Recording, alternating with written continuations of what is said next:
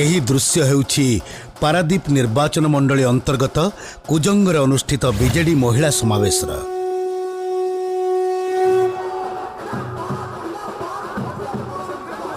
ସମାବେଶରେ ଯୋଗଦେବା ପାଇଁ ନିର୍ବାଚନ ମଣ୍ଡଳୀର କୋଣ ଅନୁକୋଣରୁ ଧାଇଁ ଆସିଥିଲେ 20,000ରୁ ଉର୍ଦ୍ଧ୍ୱ ମହିଳା।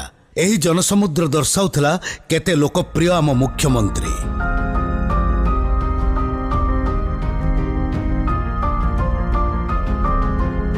नवीन पट्टनायक आम घर देजी आमर तो देखाशुना सबू तारी मार्फत चाउल पतर सबू आम पाऊे आम ताकू चिन्हचु ताकू भोट ही देबू आ नवीन तो आमको जो चलैछि पिला को पढ़ेला बही देला सब कला आ कोन कहबू। पारादीपवासी रोकठोक कहि दैछंती आम नेता हेउछंती नवीन बाबू, से जहांकु टिकेट देबे आमे तांकु भोट देई जिताइबू। नवीन तो आम सब क्षेत्र रे सहायता कले आम पिला को पाठ पढ़ाइले आम रोग होउची आमको साहाଯ୍ୟ कले आमर रहीतेलु घर देले बास बास देले आमको तापरे स्कूल कले डाक्तरखाना कले। दल विरोधी कार्य अभियोग रे बीजेडी रु बहिष्कृत विधायक दाम राउत आस्फालन करथिले जे पारादीपरु काहाको जिताई देबेनी।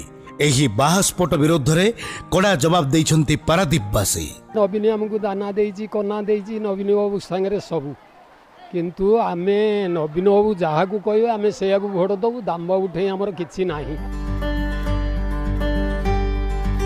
एही समावेश रे स्वतःस्फूर्त भावे हजार हजार संख्यार महिलांक योगदान एवं सेमानंक उत्साह थिला देखिबा भली। नवीन बाबूंक नेतृत्व को आहुरी दृढ़ करने लगी आगे आसथिले महिला। बिजू महिला जनता दलर सभानेत्री श्रीमती प्रमीला मल्लिक, मंत्री श्रीयुक्त प्रफुल्ल सामल, मंत्री श्रीयुक्त प्रताप जेना, पूर्वतन मंत्री श्रीयुक्त देवी प्रसाद मिश्र, श्रीयुक्त अतनु सब्यसाची एवं विधायक श्रीयुक्त प्रशांत मुदुली एही समावेश रे शामिल होइतिले। मु पूरा अंचल चाउल पाउची कौन बापा कहली नवीन पट्टनायक तो मेन आउ दामार कन्ना उड़ी जाइछि। राज्य सरकारक जनहितकर योजनार सुफल घरे घरे पहुंचाइबा सह महिला सशक्तिकरण को व्यापक करबा थिला एही समावेशर उद्देश्य। तेबे एही विशाल समावेश प्रमाणित करुथिला किपरि दिनकु दिन बढ़ी चलीछि मुख्यमंत्री नवीन पट्टनायकक लोकप्रियता।